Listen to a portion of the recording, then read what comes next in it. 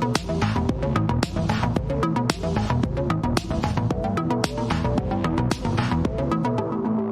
everyone. Oh, fuck. I fucked up.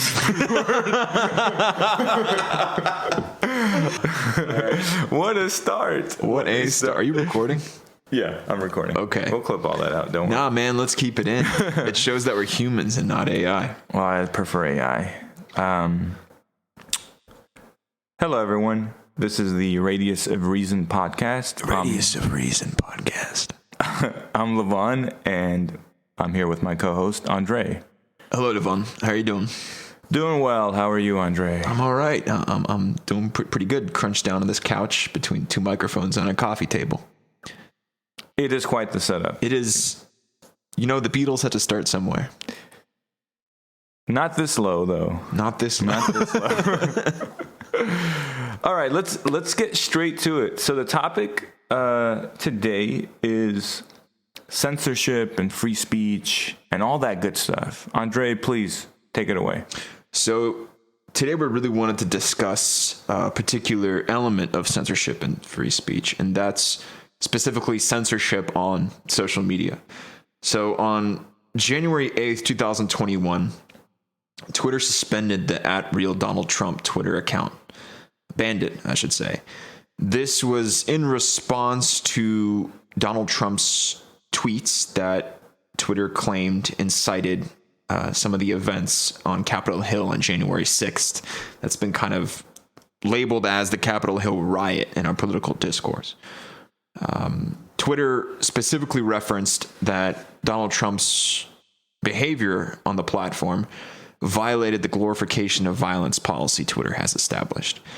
And they released a statement where, quote, they said, "We have permanently suspended the @RealDonaldTrump account due to the risk of further incitement of violence."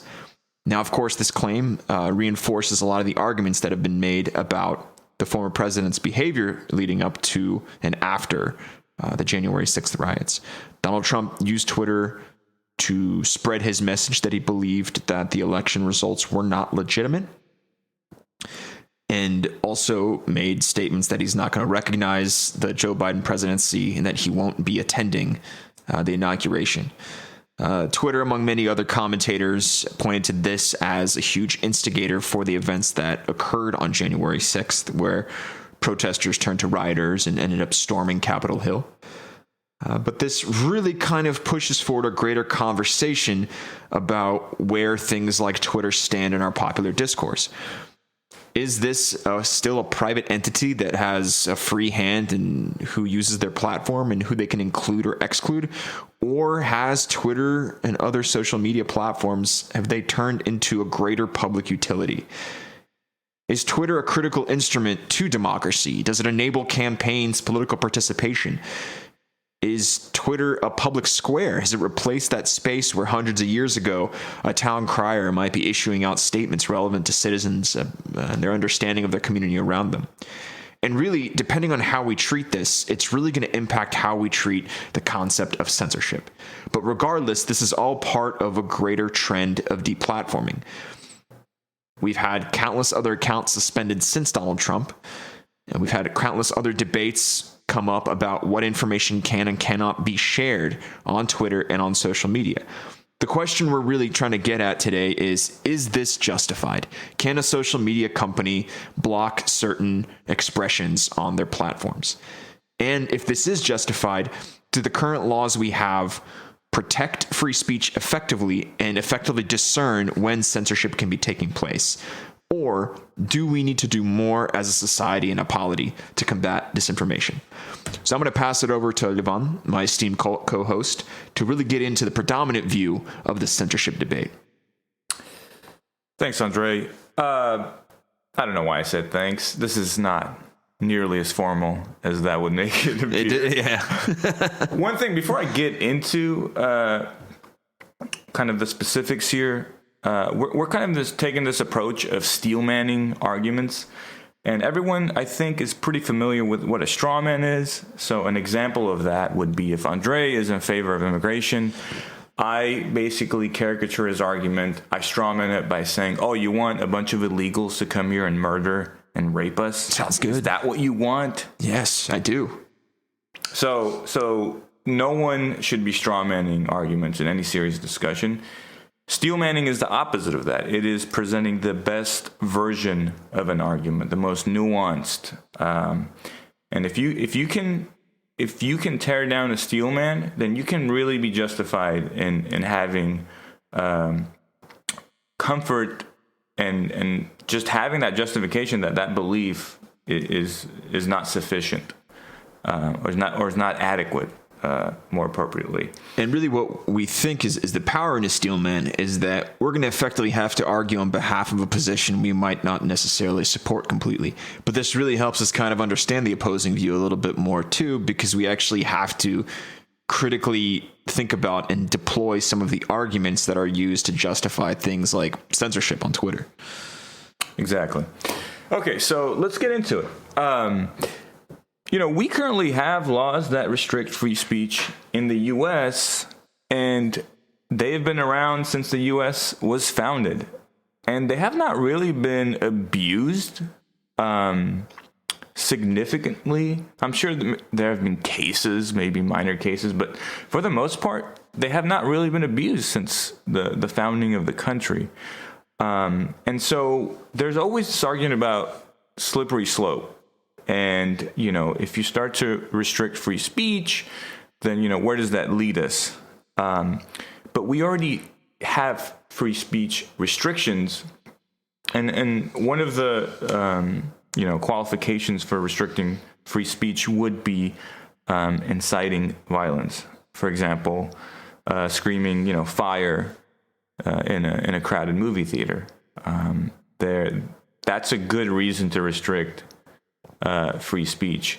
And so I would say the first point is we have to look at what happened with Donald Trump. He was, according to Twitter, inciting free speech. Now, should Twitter be making that judgment? That's a good question. I think the Supreme Court or some sort of courts, or maybe a digital Supreme Court, should be making that judgment.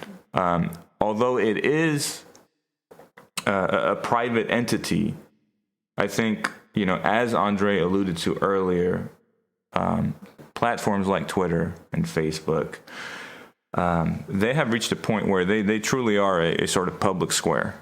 And so we do need to look at them a little bit differently. I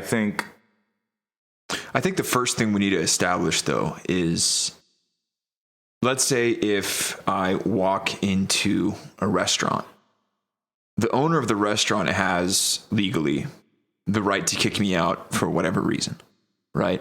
I think this was really kind of embodied by the whole, what was the Supreme Court case? It wasn't even a Supreme Court case, but around the bakers refusing cakes to somebody because they're going to have a wedding that the baker might not agree with.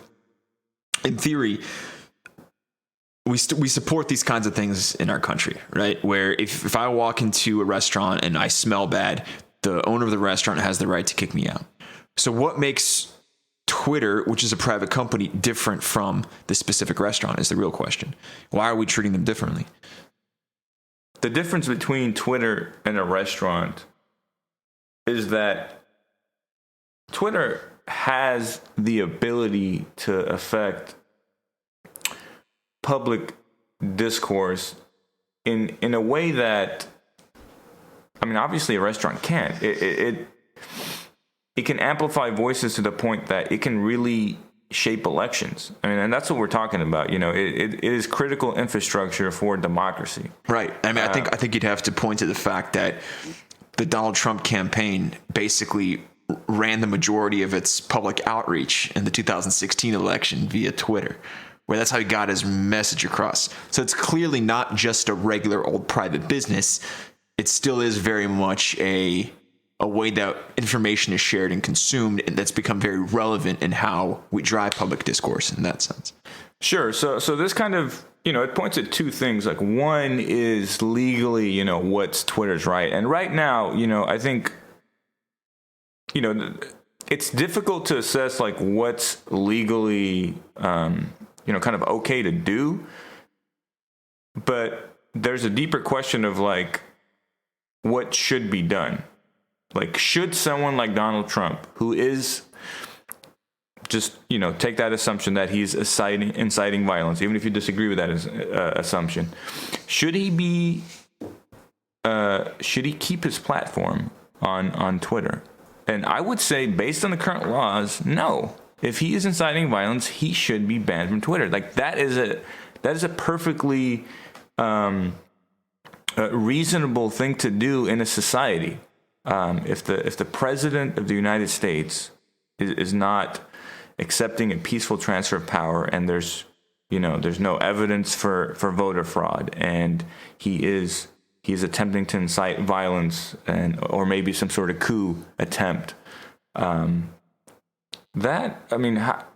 can we say, we're not justified in removing this guy? If someone's a complete whack job, which I do believe Donald Trump is, I think he should be. Now, whether Twitter should have that right or there should be some other legal procedure that, essentially produces the same result, I think that's a more open question.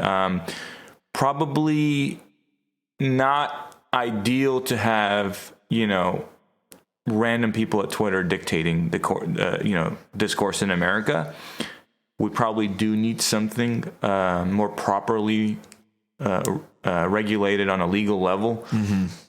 But if you're just looking at the current free speech laws, I would say it's completely justified to have him removed. But I think you made an important distinction there, is the fact that there's a difference between Donald Trump and you and how you use Twitter, right?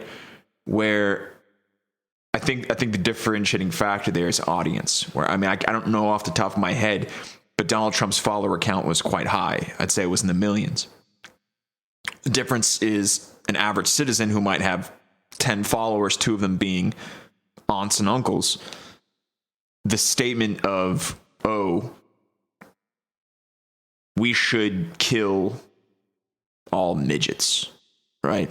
That statement has different impacts between somebody who has 10. You can laugh, man. It's all right. I'm just expressing my views here. No, the statement has different. Fuck, can we say midgets? Is that allowed? All right, I'm noting 12 minutes and 56 seconds as a potential point of clippage. Anyways, a statement like that means something different to someone that's hearing it from an individual like Donald Trump or somebody with a high follower count versus somebody that has no followers. And I think that is the point at which regular users differentiate significantly from blue-checked established voices on Twitter.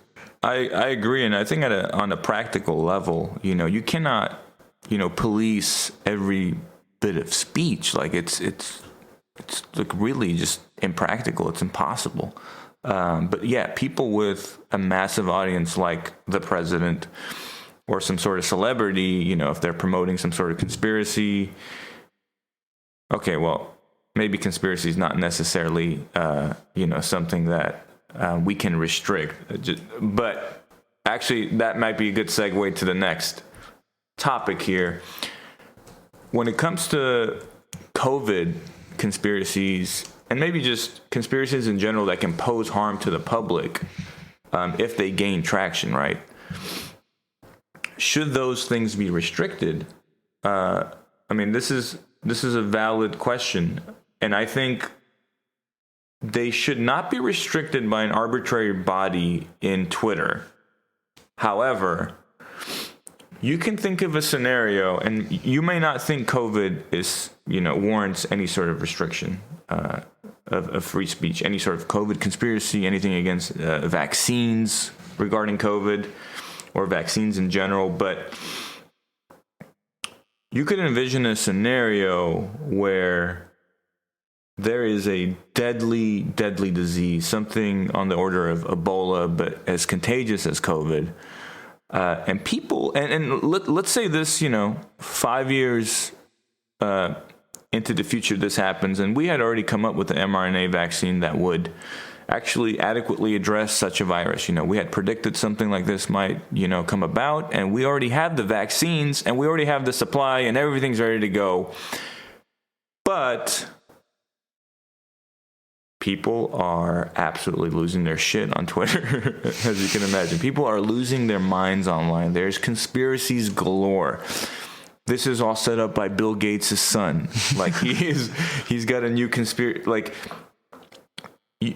you can drive the conversation to the point where people will legitimately doubt, like, how did they account for such a virus, coming about naturally? This is bullshit. This is what the government wants to do to take control of us. These vaccines have microchips in them. Before they couldn't put the microchips, and now we actually have technology. So they invented this new virus. How could they have predicted this? This is how, this is why they had the vaccines ready already. Come on, guys, wake up. It's obvious the government is trying to control us. So you can imagine all these conspiracies, and they can pose massive harm to the public. Now, in this scenario, when we have clear evidence that this conspiracy you talk about inciting violence. We're talking about a civilization-ending disease, and people are jeopardizing our ability to contain the virus, to address it, and to survive. That is, on the same order of inciting violence as far as I'm concerned. Maybe even worse. I think that the important point to underline here is that you're kind of referring to the threat to the public good, right? Where if there is this kind of nightmare pandemic scenario, which, we're in a nightmare pandemic scenario now, but if there is a far more lethal type of virus out there, like an Ebola, the lack of accurate fact-based information could lead to, as you described it, like a civilization-ending event, right? But let me ask you this question, though. We've kind of established the difference between a Donald Trump type of account as opposed to like a run-of-the-mill Twitter user account. Would this sort of ban on quote-unquote disinformation, pandemic disinformation, apply to everybody? Or is it just to individuals that have an audience? Does it mean that nobody can question or doubt a narrative that's being given? Yeah, if you could develop an algorithm, that would accurately, censor this information, right? Then, and if it's legally justified and it's for the public good, of course, I think I would be for that, but I don't think you can. And so there's a practical limitation, to trying to restrict the free speech of people who don't have a massive audience. Right.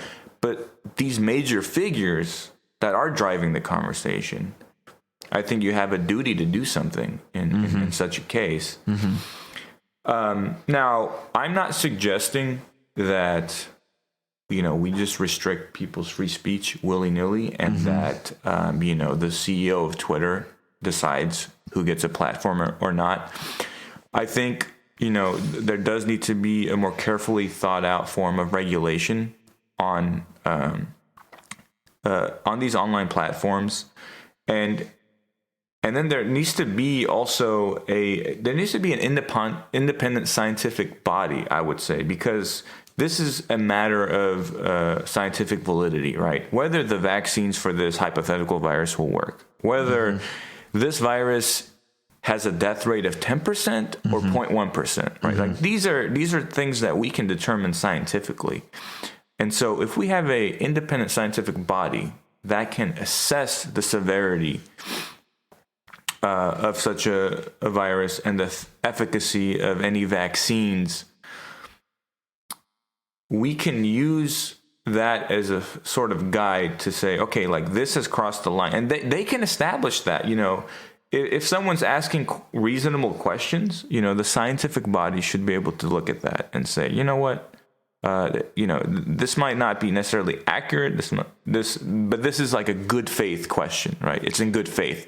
But when you have when you have bad actors, like I would say Donald Trump, who are driving conspiracies and just asking questions in clearly bad faith, I think we do have a duty to try to limit how that can affect discourse in our country. Now, like I said, I think you would have to restrict this to scientific questions. If there was a hypothetical, modern day Iraq war scenario, this would not fall under that category of a scientific question, because it's just not a scientific question. But then how would regulation, or the question of regulation, be extended over to more social issues? If we are talking about more political or geopolitical or strategic questions, what entity would rule if a censorship decision is legal or not, right? Because I don't think you could really have it both ways in that sense, where, okay, occasionally you step in and you treat Twitter like a public good, right? You treat it like the town square when it's a question of pandemics and accurate information related to vaccination. But then you kind of withdraw in other scenarios and let Twitter behave as a private company. I think the problem, though, is those other types of questions, non-scientific questions, I think you have to limit that to the current free speech laws, like inciting violence. If you have a political issue where Donald Trump, is inciting violence, okay, he's falling under current restrictions, current laws, but if he's saying Hillary Clinton, I don't know. If he comes up with some wacky conspiracy theory regarding Hillary Clinton, you cannot restrict, you can't really restrict that. There's no laws in place that would allow you to do so. And those kind of questions are way too difficult. They're out of the purview of science, really. So even though I don't think it's good for society for that to be happening, I don't think there is actually a sufficient mechanism where we can actually decipher whether that's true or not. Like, can you rely on the New York Times to say, that conspiracy about Hillary is true? Well, we try to rely on the New York Times, during the Iraq war, and look, someone can say, well, look where that got us. So I think science is the best truth-seeking process that we've ever developed as a species. Right. And anything that can be scientifically verified, I think we should try to impose some restrictions. Now, science itself is always about, self-correction and consistently questioning itself. And no one is implying anyone who's asking any sort of question should be jailed, or anything like that. Like, science, that discourse has to continue as is. And if you're asking questions in a scientific setting, you should not be, in that setting, there's no way your speech should be restricted. That would be absolutely devastating to the entire scientific process. Mm-hmm. But on a platform like Twitter, if you're a major figure and you're just spewing shit out of your mouth, you're telling me we're not reasonable enough as a society to impose some sort of restriction? Because let's face it, there's a certain percentage of the population which is just, they'll eat anything up, and they're just not well educated enough to decipher what's true and what's not. That's the reality. Now, I would love to have a better education system where everyone is well informed, well educated, and we don't even need to impose any laws, right? Mm-hmm. People they'll be able to figure it out on their own. But we have seen clearly that this is, at least currently, not the situation. So I am in favor of some sort of independent scientific body to assess scientific questions. Things that fall outside of science, I think you go with the current free speech laws. And if you need to revise the laws for, if someone is trying to commit treason, like if you're trying to undermine democracy, like I think that's potentially justification for limiting free speech, because democracy itself is so fragile. So we should think carefully about what we can let people get away with. Like, can Donald Trump just casually claim the election stolen, 10 months before the election even starts? Things like that, things that are obviously absurd. So that's kind of what my views are regarding free speech restrictions, regarding some of the current topics, like the banning of Donald Trump and COVID conspiracies, anti-vax stuff, and whatnot. I think another thing that we do need to discuss, though, when we're talking about free speech, we need to weigh the consequences of also not restricting the free speech, because we clearly see the level of disinformation in society. It's very damaging. It is destroying the cohesiveness of society, which will undermine democracy, which will allow authoritarians to take power. So I think it's easy to think about how restrictions on free speech can be abused, but you also really have to consider the other side. If you don't do anything, what happens? Well, like, we're seeing kind of the consequences of that right now with regard to COVID. With regard to other, I would say there's many political topics that have been poisoned by this. Just a plethora of disinformation available online. It is drowning the discourse with just bullshit. I mean that's just what's going on. So that is having a practical impact, and I think we're seeing that in the fabric of society, because it is starting to tear apart in the U.S. I think that's kind of undeniable. Whether some of that is exaggerated because the online platforms amplify, the extremes, I think our perceptions can be debated to some extent, but I don't think things are heading in the optimal direction, to say the least. And the final point that I do want to make is the entire premise of like having a government means like, we impose certain restrictions on human behavior. So we can have a more functional society. We have laws. We have the police that enforce laws.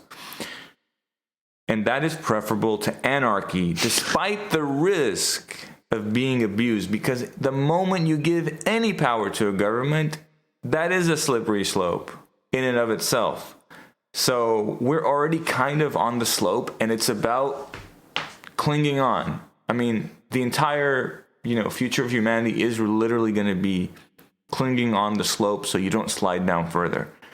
But up the slope is also chaos. It's fire. So you can't go all the way up and have no you can't have any restrictions, because we've proven as a species that we're not like in a kind of anarchy situation. We're not able to thrive in that. People don't want that. People want a little bit of restriction, a little bit of comfort, because there's such a wide range of human preference and behavior, and it's kind of like we're catering to the middle of the bell curve in some ways, and I think that's where a lot of the tension lies. So what's the difference, when you apply that notion, when you're talking about the government and human behavior, what's the difference when you apply that to free speech, So yeah, we certainly should have some restrictions. We have to discuss that intelligently. But we should not shy away from necessarily imposing restrictions, because there are consequences to doing nothing. And we're kind of living through that right now. That's evolving as we speak. Well said. Enter the reverse steel man. So I think I agree in spirit with a lot of what you said, but what is really the issue we're dancing around is the fact that at the end of the day, deplatforming, let me take a few steps back. We've established this kind of dichotomy, right? We have a run-of-the-mill average Twitter user with 5 followers, one of whom is his cat. and then we have a celebrity, somebody in the public eye with a significant base of audience, an audience base. Deplatforming somebody with an audience base, I find that is inherently an anti-democratic process, because we've established that Twitter is it's a tool. It's no longer a bake shop or a restaurant. It's not an average private business. Twitter inherently plays a role in how we exercise our democratic rights. And the biggest comparison I think I can find with Twitter from a historical context is how television was used in the 1960 election. So that was a consequential election because John F. Kennedy was running against Richard Nixon. And Nixon was, for all intents and purposes, a much more experienced and seasoned politician. But Nixon wasn't able to deliver his message in an effective way over television. And TV was just becoming a prominent tool for relaying information at that time. And Kennedy was very adept at communicating via TV. So the first nationally broadcasted TV debate was actually the Nixon-Kennedy debate. And Kennedy was so much more successful than Nixon because he was able to communicate with audiences across the country. And that really did result in giving Kennedy a competitive edge over Nixon and eventually giving him the boost to win the election. Now, Twitter in many ways is kind of embodying that similar scope of its effect on the democratic process. The politicians that weren't able to effectively use Twitter were kind of crippled when going up against, as hard as it is to say, a media powerhouse like Donald Trump. His use of Twitter, his ability to communicate to his followers, outreach, pull together support for rallies, really kind of gave him that extra boost to, first of all, wipe the floor in the Republican primaries in 2016. But even when he was going up against Hillary Clinton, managed to attract a lot more support. The problem is that if you take away somebody's ability to effectively campaign on Twitter, you're basically not letting them implement and leverage a tool that is critical towards the democratic process today. It'd be along the lines of banning Kennedy from going out on TV and debating Nixon.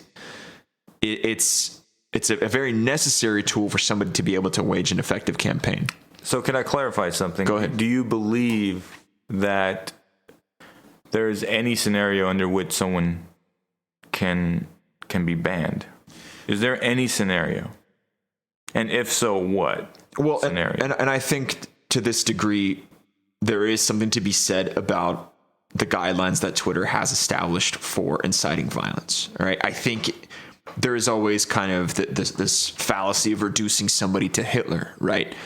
Well, let's take for a moment and think about how much more effective it could have Hitler been had he had access to Twitter, right? I think in those scenarios, yes, definitely.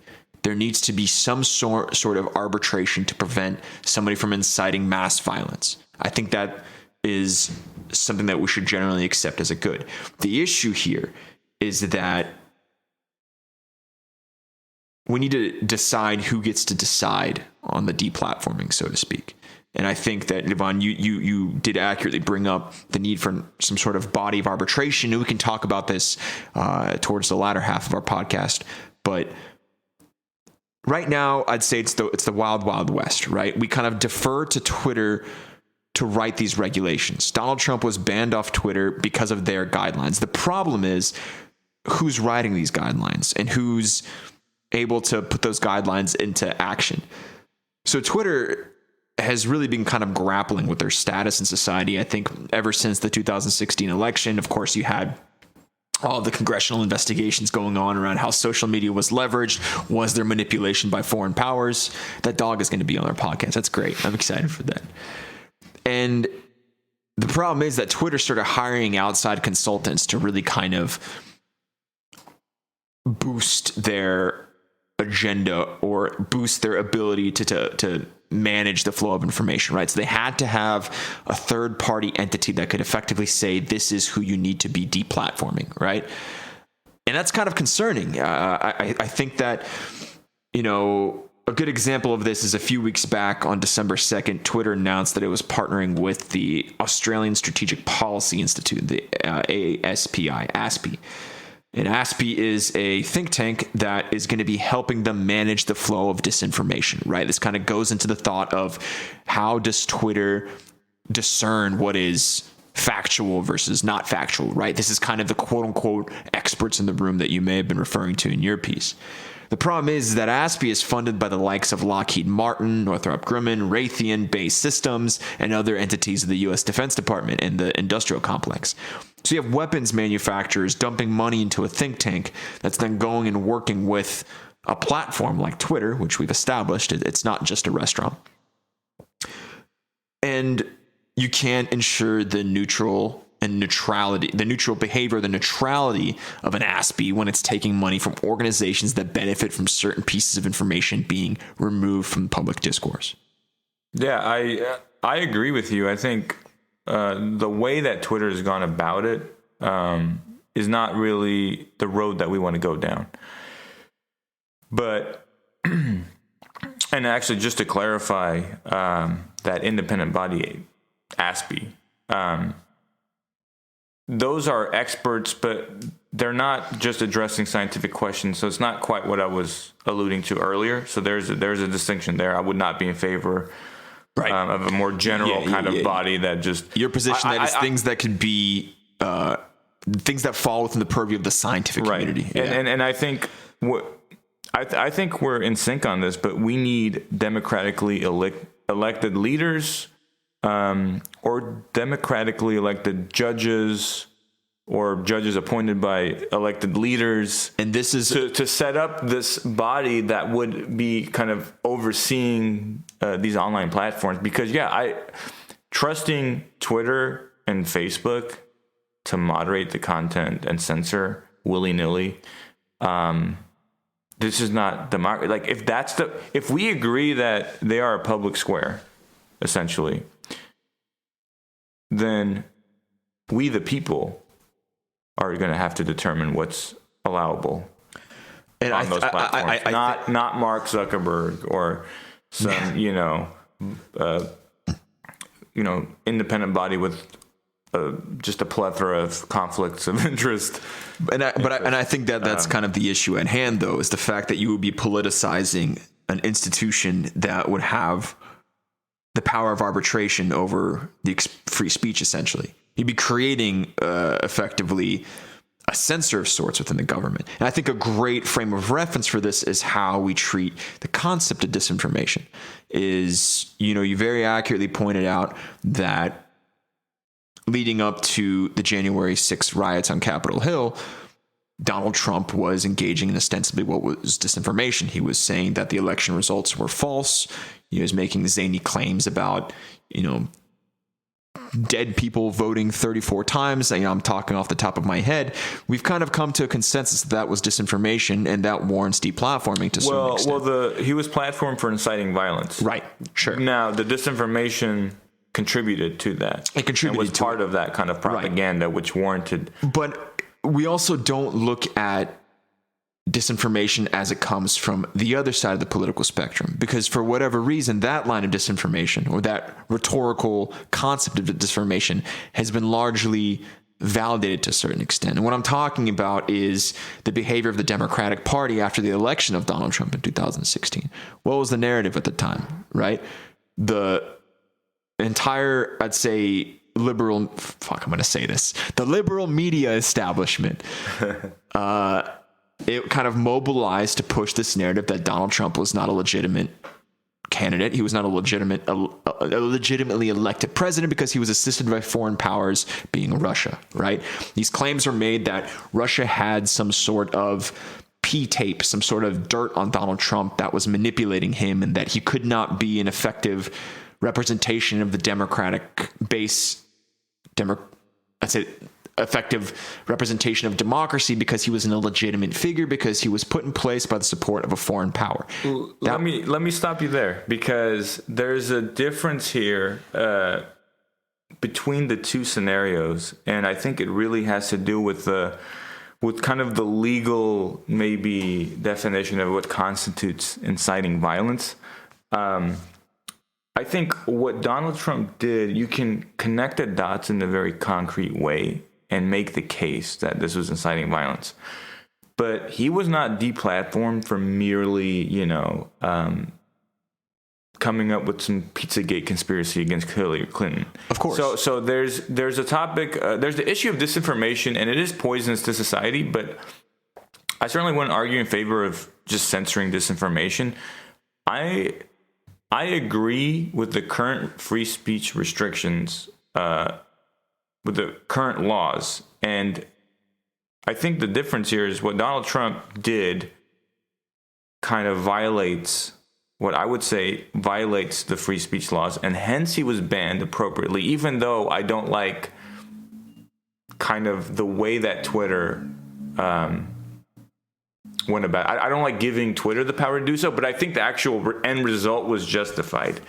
Right, but I think the point that you're kind of not necessarily recognizing is the fact that we're discussing the possibility of establishing a democratically elected censor. Right, it would be a group of individuals that reflect. Let's say but what are they censoring though? That's what I'm trying to get at. Precisely, and I'd say the risk that we pose by having this be a democratically elected body is that they would politicize the nature of their function. Right, they would be censoring based off of political purpose. But so who gave him the power to censor willy-nilly? Because I'm not making the case that we should give them that power. That's not given to them right now by the Constitution. Right. In the physical world. Right. And that wouldn't be applicable in the digital world unless you pass new laws. We already have democratically elected leaders, so the same problem would apply to free speech laws in the physical world. Right. But we're not having those problems because oftentimes there's just a stalemate. Well, it's also. I think it's also a question of, do we have any sort of censor akin towards what we're talking about for, like, the physical press, right? Do we have a censor? We don't. We don't have a body an elected body that inherently regulates what can or cannot be published in the New York Times. We're discussing this because I think that Twitter is a little bit different from the New York Times in its ability to reach people and its ability how the information is consumed on Twitter and how Twitter is leveraged in the democratic process. Now, I think we are in agreement that there needs to be some sort of neutral entity that's separate from the corporate nature of Twitter and maybe separate, what I'm arguing, separate from political discourse to make certain determinations. But I guess I just wanted to clarify, I am in agreement with you that we should not give this sort of arbitrary power to Twitter to just censor, at their, own pleasure, basically. I think we're absolutely both in agreement with that. So I just want to highlight, where we agree and maybe where some of the disagreements are. Right. But at the end of the day, I think that one of the most critical expressions of our participation in democracy is our ability to question everything. This is definitely, I'd say, a blanket term in some senses. I think that even when it comes to things like vaccines, personally, I support vaccination. I have made the choice to get vaccinated. I just got a booster shot because I want to be able to interact with my family. But I think there is a very important place in our society for people who might think a little bit before they get a vaccine or might question it outright. Because then we get into conversations around how much money is Pfizer making off of the vaccinations, right? This also applies to things like, the blanket statement of believe the science, right? That's kind of been used to smear and slander a lot of people who might question the functionality and efficacy of these vaccines is they get silenced by the statement of, believe the science, trust the science. And that could be similarly applied to the mid-century, the Tuskegee experiments are going on, right? Where you had portions of our black population injected with syphilis because we're trying to study its exact impacts on society. The thing I'm getting at is that we should always question these things because that is how we isolate and block off tyrannical tendencies in our society. And my question is really, how would we handle something like the Iraq War in today's day and age? I would make the argument the more open Twitter is, the less likely it would have been that mobilization for Iraq in 2003 would have been largely unquestioned. In this day and age, I think with current moderation powers on Twitter, I think we'd still have enough of a critical mass of people speaking out against the Iraq War. Maybe it wouldn't even happen. But what happened in 2003? Every single major media outlet got on board. Journalists who maybe weren't necessarily favorable had their careers ruined. You look at Chris Hayes and the New York Times, right? He was fired for trying to question it. And to a certain degree, Twitter is a tool that keeps our democracy in check to a certain regard. And I agree that it needs a little bit of finessing. We need to figure out a way to prevent things like, the Capitol Hill riots from happening. But we run the risk of hobbling a institution that empowers democratic expression. There's a lot there. I think you're overlooking the fact that although Twitter in this day and age, with Twitter, I mean, you would be less likely to be sort of like fooled as a society by something like the Iraq War. I think you have to ask yourself, but why? What's the actual process that would lead to that? And it's because there's a complete chaos of information. We would not have enough conviction because there would be so much dispute among the sources. Now, some of it could be good and valid objections, but in general, there's just a bunch of bullshit online. I don't agree with that. And I have a really clear case study for what happened. All right. I mean, look at the George Floyd situation. A lot of the momentum that put pressure on the Minneapolis Police Department to effectively investigate what was going on was the fact that the video of George Floyd being choked out was shared on social media. And it created enough outrage that really, it pushed people to the streets. And there was so much focus on this that was largely driven. I don't know if the term grassroots is effective or applicable here, but a lot of the outrage and the scrutiny was driven by this information being shared throughout the entire platform. And that, I agree there's utility in social media platforms to promote, certain kinds of social justice. But there's no mechanism that we currently have now, or there's no, set of laws or that we have now, or that, what am I trying to get at here? Currently, there are no laws that would allow someone to censor what happened to George Floyd, right? That video. Right. You cannot censor it. So precisely. So I guess I'm not sure what the argument is with the George Floyd video. Well, I think that's precisely the fact that we don't have anything in play. We don't have. Yeah, but no one is advocating for censorship. Of course. Of some sort of arbitrary censorship, though. You see what I'm saying? Or at least I'm not. Maybe there's someone out there. What I'm saying is you run the risk of that happening if you do have all of a sudden some sort of entity organized to regulate what can and cannot be expressed over social media. But the entity so if we're talking about what other people might be suggesting, I agree with you. An arbitrary entity that's sort of kind of running the show is a bad idea. Right. What I argued for earlier was an independent scientific body that would address only scientific questions. And then when it came to general free speech questions, when you talk about topics like political topics, for example, that only abides by the current laws that we have on restrictions of free speech, which one of them being inciting violence, right? Right. So, I guess the argument to be made here is also the fact that how would you? I guess what I'm trying to understand: how do you get if you have a body that addresses only scientific questions, and then you have the current free speech restrictions, right? How do you go from that to censoring a George Floyd video? What is the path, and what And the only thing I'm adding here is this independent body that kind of dictates what's kind of allowed by major figures driving the conversation on scientific issues.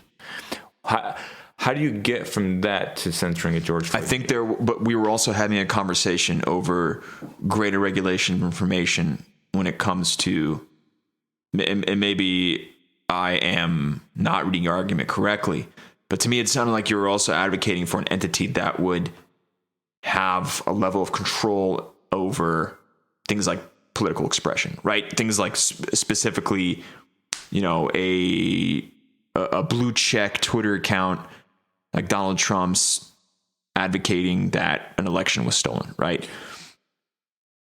Yeah, so I think that one's, I'm not necessarily advocating for a body that would interfere in that, unless something like that, you could make the case that it contributes to inciting violence, or if you could add a restriction to the current, free speech restrictions, like, hey, if someone is destabilizing democracy, I mean, that's a bit open-ended. That could probably be abused. Mm-hmm. But, I mean, so is inciting violence to some extent. Like, I mean, you could really, why couldn't you put destabilizing democracy as a form of inciting violence? And I think what we're dancing around a bit is that there's clearly a greater problem at hand than just somebody tweeting, right? I mean, what's going on in our country, and I'm trying to dodge the term society here, but what's going on in our country that if somebody tweets a statement saying that the results of the election were stolen, why are people believing that? And I think that banning Trump on Twitter was a Band-Aid solution that dances around the central issue that something is happening in terms of how we consume information without a level of critical thought about it. And to me, this isn't a question of, it's a free speech issue, but I think the central tenet here is that something is wrong on many levels far below that. And it might come down to something like education, where if we're no longer teaching critical thought in schools, if people aren't, having enough opportunity as young adults to learn how to think critically, of course they're going to be susceptible towards reading something on Twitter and then organizing themselves to go raid Capitol Hill. And I think that, yes, banning Trump off Twitter is a solution, but I think it's a temporary solution. And I think this comes down to how we fund our schools, how we fund our prospects for getting, university degrees and whatnot. And if education is not accessible, then you're going to have individuals that are swayed by blue checks on Twitter, as opposed to being able to internalize and think about what they're reading. And I think that the approach to censoring something, to deplatforming somebody, is the easy way out of this. And it's not going to keep up with the greater systemic issue at hand. And there is going to be a continued abundance of individuals swayed by untrue statements if they're not able to discern what is the truth versus not. No, I completely agree. I think there are deeper systemic issues in our society. And I think, education, like you pointed out, is certainly one of them. And I think, I would be in favor of a more educated society with less laws and just less restrictions, period. Like that's to me, that's much better. But we're just not anywhere near such a kind of ideal. And so I do think some sort of censorship when it comes to people that are abusing free speech laws, like Donald Trump, like if you're inciting violence, yes, I think you get banned. And you know what? That might piss a lot of people off, but that's the law. That's kind of the law. So if you're breaking it, I think a point to be made there too is that Donald Trump wasn't the only one that was banned on January 8th. In addition to the Donald Trump's account, which was banned using the clause of incite to violence, there's also a number of other accounts that were also removed. A lot of these were also left-leaning media outlets that used Twitter to communicate with their followers that were maybe advocating for things that weren't quite as supported by mainstream thought.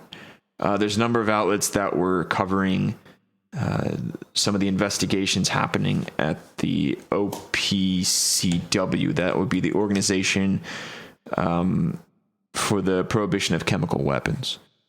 Some of these outlets are covering some questions that are being raised around the role of the OPCW in investigating the chemical weapons attacks in Syria that were then used to justify U.S. airstrikes about 3 years ago. I'm not well read on this issue. I don't know what the position is, but these outlets were removed because they were ostensibly labeled as disinformation. And sure, and I think that's the distinction that I want to harp on. The difference between inciting violence and a general ambiguous kind of claim of disinformation, which is difficult to verify. You know, we have something very clearly defined in our laws. We have, legal precedents for something like inciting violence, right? Right. Disinformation, I mean, that's just too ambiguous. But then how do you maintain that? So I just want to clarify again, like, I'm with you. They should not be banning people for mere disinformation, right? Like that cannot be enough to justify banning someone, even if you can verify that they're promoting disinformation.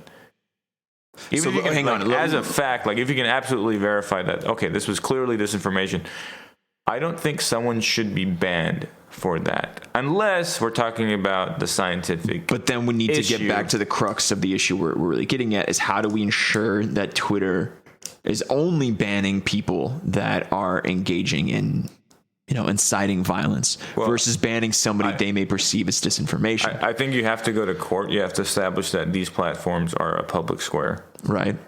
And then you can only apply the laws as stated in the Constitution. Like as the laws are applied in the physical world, you can only apply them to Twitter in the same way. Like, what has happened to information while you're going through the courts, right? Let's say if somebody speaks out against U.S. support for the war in Yemen, right? That person gets removed off Twitter, which has happened. That person files suit, goes to this, court that, say there's a specifically organized court that handles these questions of censorship versus not. That's a process, right? Sure. Courts move slow, but the information remains censored at that time. And that means the information isn't getting out. So I think I agree with you. The only caveat to that, I think it should be on Twitter in this case to make the case that they need to censor something before it is censored, right? Because that piece of information of somebody writing up like their findings about the U.S. support for the war in Yemen, that could be critical information to, again, the public's understanding of a conflict. So that needs to remain out there. And then Twitter needs to get the permission, I'd say, of this higher court in order to ban something. I agree with that. I think that would have to be the case. So I think that's kind of the point of agreement that we have here, is that they're clearly getting free speech right is critical to the democratic process, be it eliminating views that might be inciting violence, might be guiding people towards partaking in anti-democratic behaviors that damage our society. Maybe it's also in this theoretical apocalyptic pandemic state. It's also taking away voices that are preventing effective vaccination campaigns from rolling around. And we're not saying it's this particular pandemic. This is kind of the theoretical one we've established. There needs to be some sort of entity that is able to somehow peruse the mass amounts of information that we have out there and ensure that what is being removed from discourse should not, in fact, be in discourse, while making sure that voices are still empowered to express their views as they see fit. Sure. And just going back to, that scientific body, people shouldn't be in jail for things like this. We're talking about Free Assad. We're talking about removing them, from these platforms so that they're not reaching, a ton of people and, distorting the accurate scientific narrative. Of course, science is self-correcting, and it should continue to self-correct. And what they say one day will change. And that doesn't mean that doesn't mean that's evidence for people saying random shit. So that's something a lot of people get confused about. Oh, they changed their mind on this. Yeah, that's what scientists do. Right. But they did it thoughtfully. They went through the process. We hope they did. They weren't sitting. Yeah, right. You hope they did. But other scientists will discover they did. As long as we don't want to curate the scientific process, we want to let it be what it is. But we cannot have people sitting on their couch or in their basement dictating or coming up with conspiracies and thinking that that they know better than, all the scientists, all the epidemiologists and immunologists are saying one thing, but you sitting in your basement, you figured this one thing out that no one else did. If you did, you know what? Go write a paper, do research. These mechanisms should always be available for anyone to question anything. I think that if somebody is sitting in their basement, they don't necessarily have the reach of but they Donald don't. Trump. Okay, that's true. But they have to go through the process, the scientific process, and if their claim is correct, if they're truly that one in a million, if it's the 1 in a million scenario that they're, them being the couch potato or whatever, they actually are right and all the scientists are wrong, there still should be an avenue for someone to get their voice out there in terms of the scientific process, in terms of the scientific field. Okay, go do your research, present this idea, whatever. And then if it's a good idea, it gets peer reviewed, it gets published in a journal, other scientists look at it and they're like, oh shit, this guy was right. And this starts to become the predominant view in science. And that will be a process. But we can't have people randomly saying shit online about a pandemic, about vaccines when they know absolutely nothing. Well, I think the difference is that people should be able to say whatever the fuck. Are we allowed to swear on this podcast? Yes. Whatever the fuck Absolutely. they want. Oh, we've been really professional before this. We were kind of keeping it laced up, I think that as long as you're not somebody that has a platform, right, you should be able to say whatever you want, right? Yeah, someone with 20 followers, they can say what no one, we don't even have practically the means to address that. Right. We're talking about someone who's doing legitimate harm, and this would be this would have to be brought up to the independent scientific body, whatever, and they would have to make the assessment that this is crossing the line. But yeah, it would in a practical sense be limited to people with massive followings that are affecting the narrative. And in a similar way, it's like if Hannity, or I don't even know who's on Fox News anymore, if somebody like that was being broadcasted, to hundreds of thousands of living rooms across the country was saying these things, then yes, okay, this is where we'd have that arbitrary body coming in and figuring out, are these claims damaging towards counter-pandemic efforts? But if it comes down to you or I, who've got a podcast with a net following of 0, we should be able to say these things because we don't effectively have any harm in society. Of course, and there's other things that can be done. YouTube demonetizes people. There's different ways to kind of try to impede scientific disinformation during a pandemic. I think that's key. I think it's a key point here in a pandemic, in an extraordinary circumstance, because if there's nothing happening, if we've reached a utopia and people want to say wacky shit, it's not really harming anyone. Well, there's clearly there's a different circumstances for information sharing. If you think back to World War II and how information was shared within the United States, then it's markedly different than how media behaved before and after the war, right?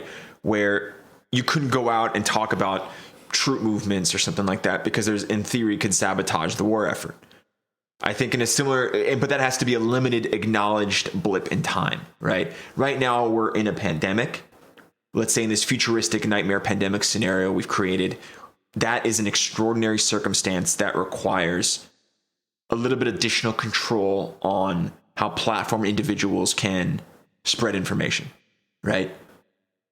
And the idea is that would be a temporary arrangement, which in theory would then cease to exist when the pandemic has been figured out, right? And I don't know much about where we're at in terms of fighting COVID, but in theory, if everybody would get vaccinated, we'd move forward with things, we'd be out of this scenario. So, yeah, I think, I think having some sort of independent scientific body, I think during critical moments in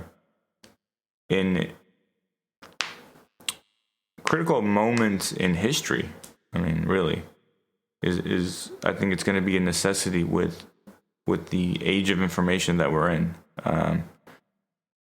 Because, like I said, there are consequences to doing nothing, even though these powers can be abused, and we should be very careful. And we should really we should try to look at people and see, okay, is this in bad faith or is this in good faith? Like, someone like Donald Trump is so blatantly acting in bad faith, right? That, I wouldn't feel too bad if he was, if we were a little bit more lenient on or relaxed on how easily we ban someone like him. Like, ban the pieces of shit that are clearly doing things in bad faith. Now, I think it's a high bar to clear to say someone's acting in bad faith. It should be a high bar. Yes. Someone like Donald Trump, man, like, maybe I'm just really biased, but he seems to clear the bar, even that high bar, very easily. Well, but that's the thing is, I think the bar has to be high because equal standards have to be applied regardless of how you might be perceived politically.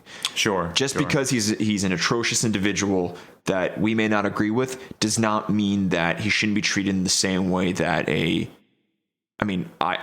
dislike both parties, but I think everybody should have an equal base. I thought you were a Democrat. Oh, dude, no, fuck Democrats. Fuck Joe Biden. Let's go, Brandon. I lean left. I'm pretty far on the left, and I've been. This is outside of the purview of what we're talking about, but I firmly believe that there is only one political party. They all scratch each other's backs. Anyways, the conclusion I'm trying to get to is that yes, there needs to be a bar, but the bar needs to be very high, and it needs to be a very difficult process to deplatform somebody. Absolutely, and we absolutely agree on that. And I think we have to be very careful in imposing any additional laws, even creating something that I think is, for the most part, like, pretty benign, an independent scientific body. I think, like, it's very, by its nature, it would be very restricted to, like, the things that it can touch and the things that it can do. But even that, like, let's get the best minds together. Let's come up with a good way to do this, and let's set the bar high for any sort of action, because yes, absolutely, these things can be abused. They have been in the past. We have, many examples throughout history where these sort of powers are abused. But we also, I think, we can't just idly sit by and let technology kind of evolve or devolve society into utter chaos, utter confusion, because I think doing nothing also could lead to a pretty dark path. So we're on a slope. Maybe we've slid a little bit. We may slide a little bit more, but we might still be in pretty good territory as long as we don't slide too much. So that's kind of how I'm looking at it. I steelman the argument for, more restrictions, more censorship, but I mean, I don't know. These things are so easily abused. Like, you have to be super careful. I don't know what the ideal way to approach this is, but I think whatever we do, we have to be incredibly careful. That is certain.